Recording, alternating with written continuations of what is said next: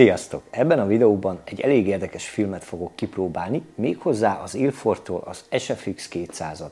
Hogyha kíváncsi vagy, hogy hogy teljesít, illetve miket tud ez a film, akkor mindenképp tarts velem ebben a videóban.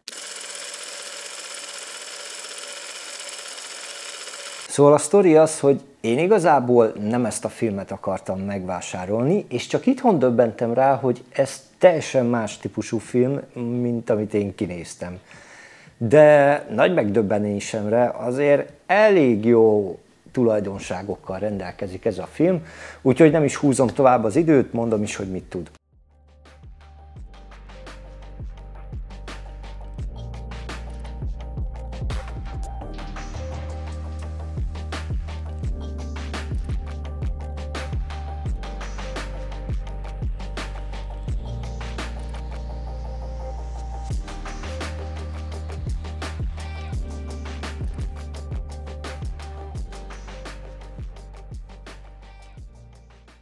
Azért különleges ez a fekete-fehér film, mert a kiterjesztett képérzékenysége az infravörös tartományban olyan képhatásokat produkál, amit szerintem egyébként más fekete-fehér filmek nem képesek.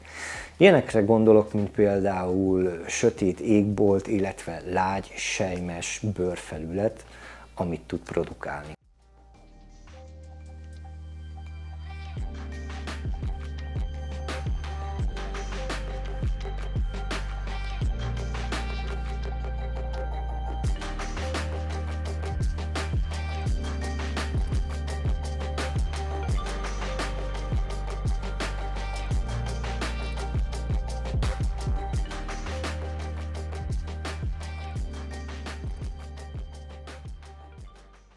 A legtöbb fekete-fehér film csak a látható fénytartományokat érzékeli, az SFX 200 viszont a közeli infravörös fénytartományokat is érzékeli. Ez azt jelenti, hogy bizonyos tárgyak, mint például a zöld lombozat, az égbolt, illetve a bőrfelület, az teljesen másképp fog megjelenni, mint egy klasszikus filmen. Oké, srácok, és most egy olyan rész jön, amit én felolvasok, mert ez olyan száraz téma, hogy én ezt képtelen vagyok megjegyezni. És akkor nézzük is. Azt mondja, a növények világosodnak, a levelek nagyon világos tónus kapnak, sokszor fehérek, mivel az IR fényt visszaverik. Ez a jelenség a Wood-effektus, amit sokan keresnek az IR fotózásban. Az égbolt sokkal sötétebbnek tűnik, mint szabad szemmel, különösen, ha polarizáció vagy IR szűrő is használatban van. A bőr textúrája kisimul, portréalanyok arca sejmesebb, árnyékai finomabbak lehetnek, de ez kicsit függ attól, hogy használsz-e szűrőt. Sokkal kontrasztosabb, a tónusai erősebbek, elválnak egymástól, különösen, ha szűrőt használsz. Na, hát ez volt a száraz rész.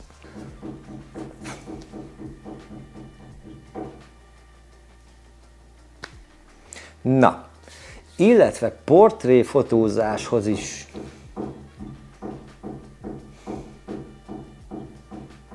kalapályba az meg. Csináld csak. Én megvárom.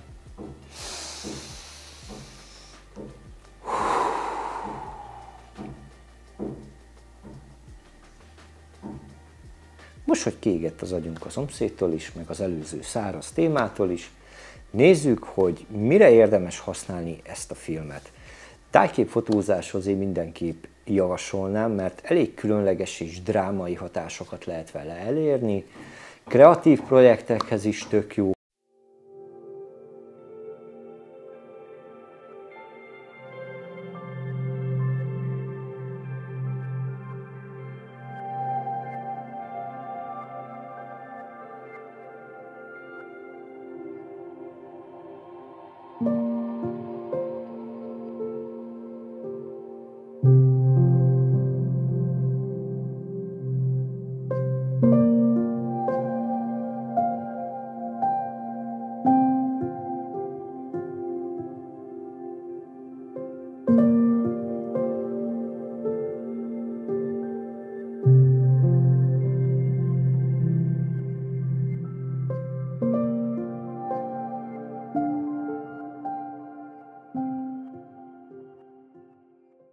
illetve utcai street fotókhoz is érdemes használni, mivel elég kontrasztos és különleges hatásokat lehet elérni vele.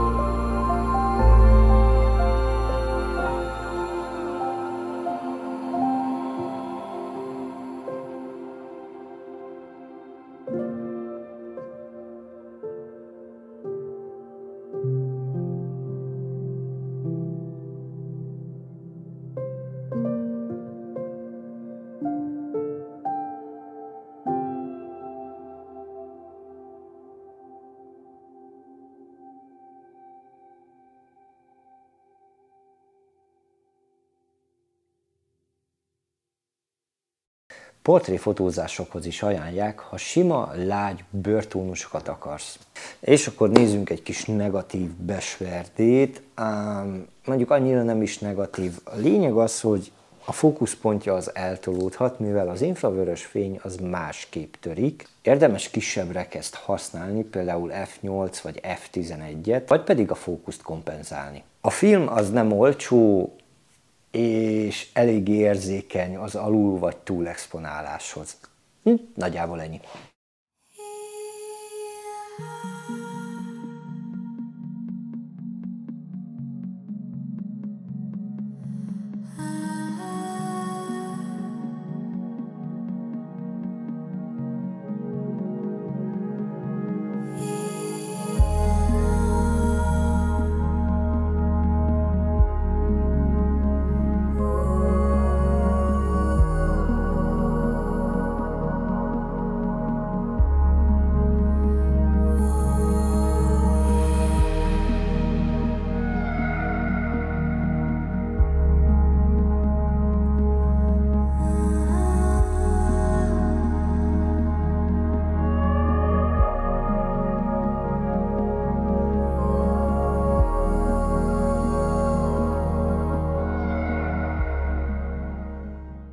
Na, ennyi volt ez a videó, köszi, hogy végignézted, remélem informatív volt számodra. A komment szekcióban légy szíves, hozd meg, hogy neked mik a tapasztalataid az SFX 200-zal kapcsolatban. Hát a többi dolgodat meg tudod, like, meg iratkozz fel, ha több tartalmat szeretnél tőlem látni. Kösz, hogy megnéztél. Sziasztok!